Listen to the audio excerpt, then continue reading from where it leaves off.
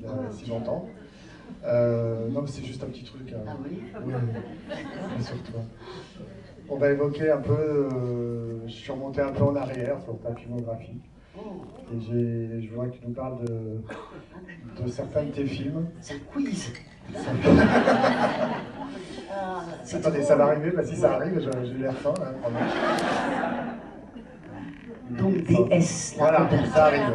Alors j'ai pas mis Kamikaze, Oh là là. mais j'ai mis Oh là là. parmi tes premiers rôles. À 3 semaines d'intervalle sortaient 2 films importants pour toi, L'accompagnatrice et L'ennemi faux. Ouais. Est-ce que tu peux nous dire 2 mots? Alors, bon bah voilà. Affiche faite C'est par vraiment Laurent, un moment tu sais, génial. C'est une semaine de Paul. Ah oui. L'accompagnatrice affiche Ah faite bah par oui, ouais. C'est total mégalomanie moment. Dans une semaine, je rentre chez moi, vous n'entendrez pas parler de moi. Donc alors, nous avons l'accompagnatrice et l'ennemi faux.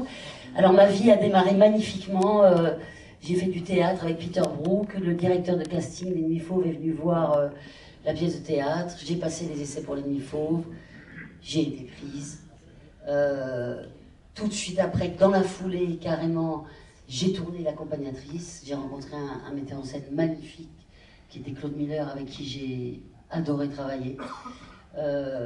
En plus, c'était un de mes seuls rôles presque de toute ma vie avec mon papa. On a très peu tourné ensemble, à part là et là, je dirais. Donc c'était magnifique. Et puis c'était à 2 mois d'intervalle, 2 cinémas complètement différents, c'est-à-dire Cyril complètement sauvage, magnifique, mais vraiment turbulent. Et Claude Miller, le cinéaste plus... Enfin, je sais pas comment dire. Voilà. Donc c'était 2 cinémas...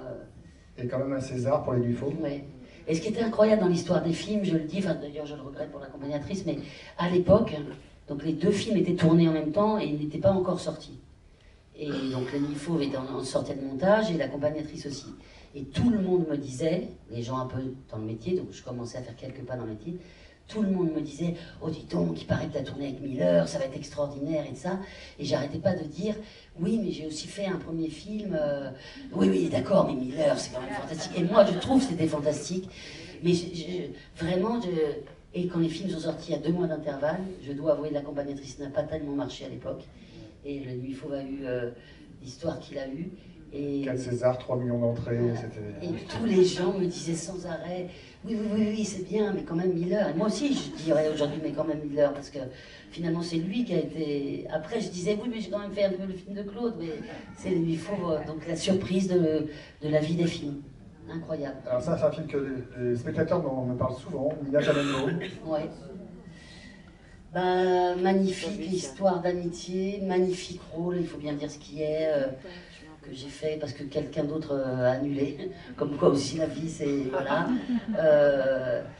Magnifique, je sais que le film il est devenu en quelque sorte culte dans le cœur de plein de jeunes filles et jeunes hommes, des fois, enfin je sais pas, il a marqué vraiment quelque chose de très fort. Un film moins connu, L'appartement. Alors L'appartement, pareil, un film qui n'a pas du tout marché à sa sortie, et qui pourtant, depuis, on me parle énormément.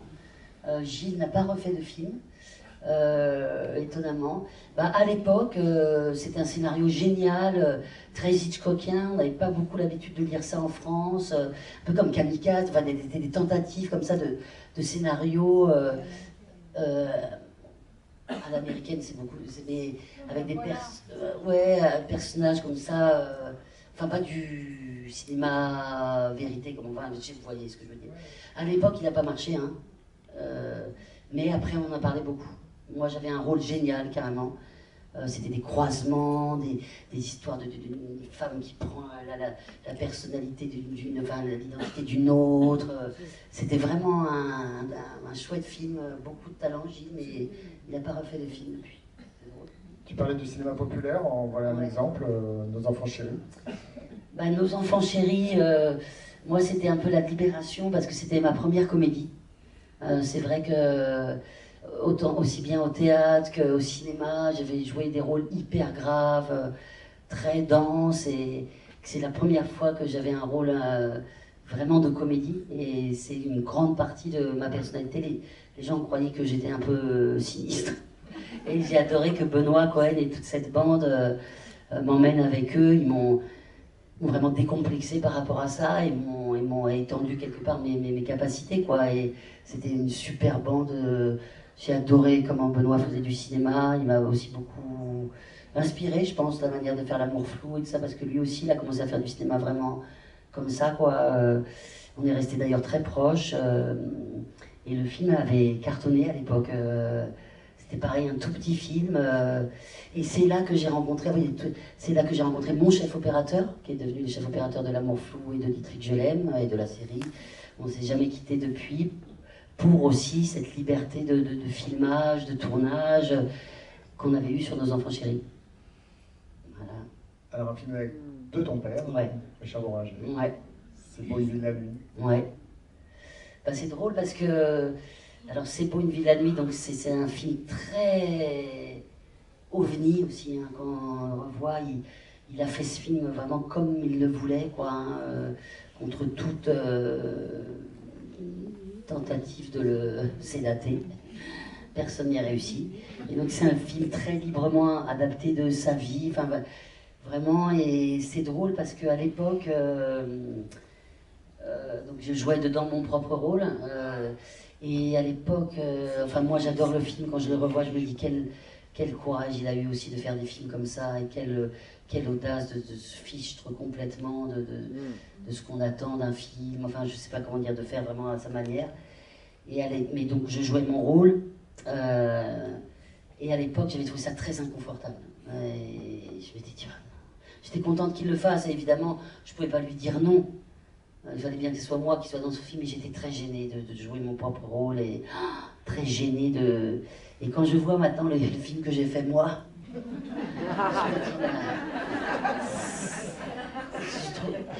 je me disais, pourquoi il fait ça? Il ne va pas faire un film normal, on est obligé de parler de notre vie comme ça et ça. Et je me rends compte que ça a dû infuser en moi quelque part.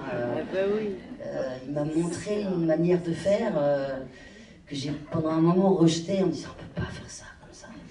Et en fait, c'est ce que je fais, donc c'est assez étonnant comme effet miroir. Là, un film collégial, on dira, ouais. Des actrices. Bah d'abord, j'adore cette affiche parce que je porte mon enfant. Et ça, j'adore que ce soit sur... Enfin, que ce soit... Bah, le bal des actrices, c'était génial. Quoi dire sur le bal des actrices? J'ai adoré travailler avec Maïwenn, qui a un talent fou, qui m'avait offert un rôle que personne ne voulait jouer. Parce que dans le film, je joue la has-been, qui a plus de boulot et qui est obligée d'aller faire des soirées avant d'avoir avec un téléphone pour toucher un petit billet et tout ça. Et la vérité, c'est que personne ne voulait le faire, celui-là. Il y a plein de portraits d'actrices dans le... Mais le côté vraiment t'es has-been et on veut plus de toi, personne ne voulait le faire. Alors moi, je l'ai fait. Et franchement, elle m'a super bien dirigée. J'adore comme elle est sur un plateau. Et ça a donné lieu à des scènes quand même assez... mémorables, qui sont aussi notre métier, je viens de dire. Et j'ai beaucoup aimé là où elle m'a emmené et tout ça. Il est vraiment... Il est ambitieux, son film. Je l'aimais beaucoup.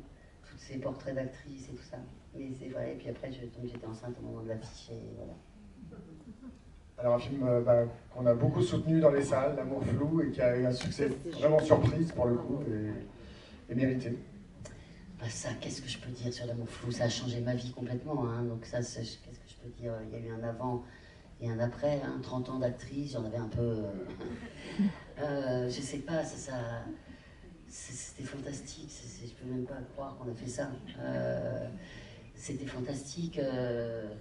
C'est ta famille, c'est tes amis. Ouais, mais bien sûr, mais ça m'a fait réalisatrice, ça a changé ma vie. J'ai adoré tout dans L'amour flou, le tournage, le montage, la vie du film. J'ai tout aimé.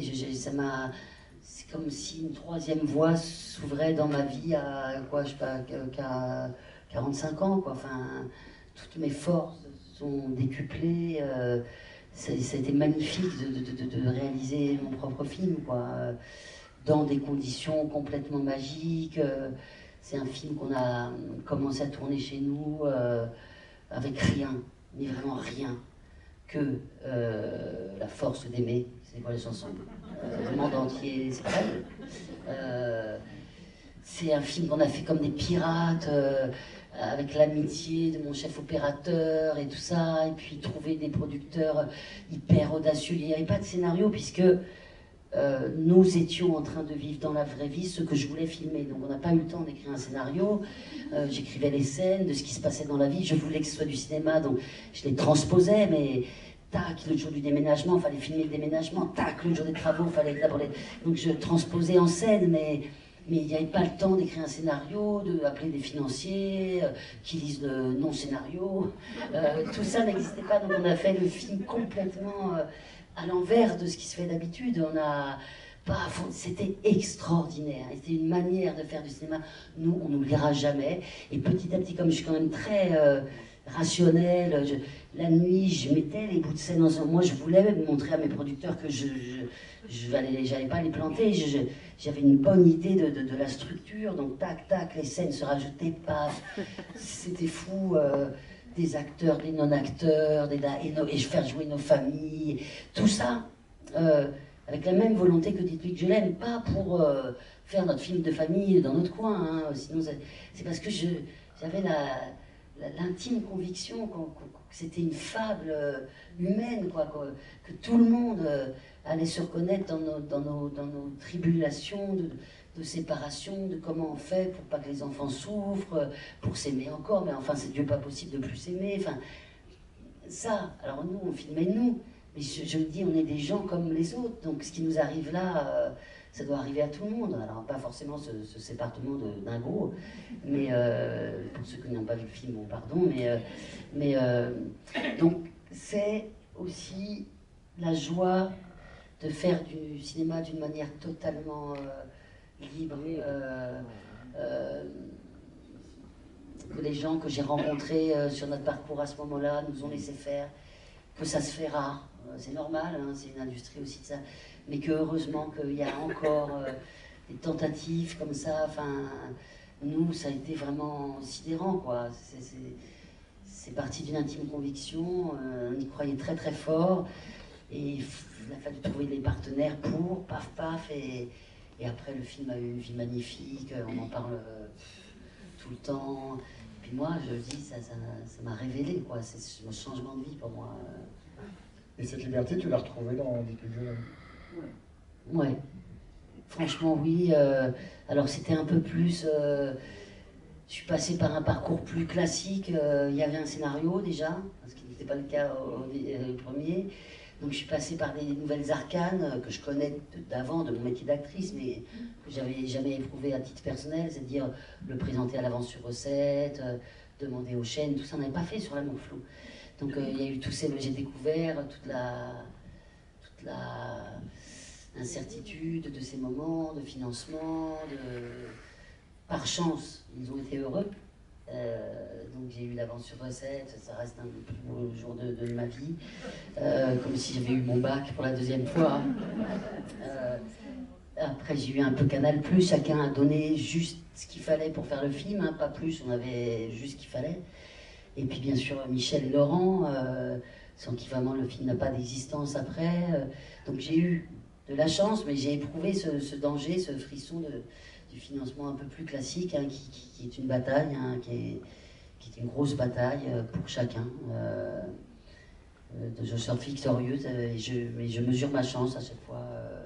Dire, ah, c'est passé là, qu'un objet aussi singulier sur le papier trouve quand même les quelques partenaires qu'il faut. Donc c'était un peu plus sur le financement et tout ça, c'est différent de ce que j'avais vécu sur L'amour flou, c'était un peu plus... Mais en revanche sur le tournage et tout ça... Oui, j'étais à nouveau. Enfin, je me suis sentie très libre et tout ça. C'est chouette. Ah, voilà, il grand moment de mégalomanie. Pendant 27 heures.